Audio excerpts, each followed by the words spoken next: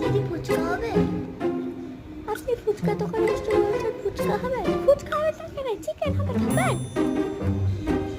ফুচকা দিন, ফুচকা দিন। যাও বলি কত টাকা ফুচকা? 10 টাকা। 10 টাকায় কত? 10 টাকায় 5টা।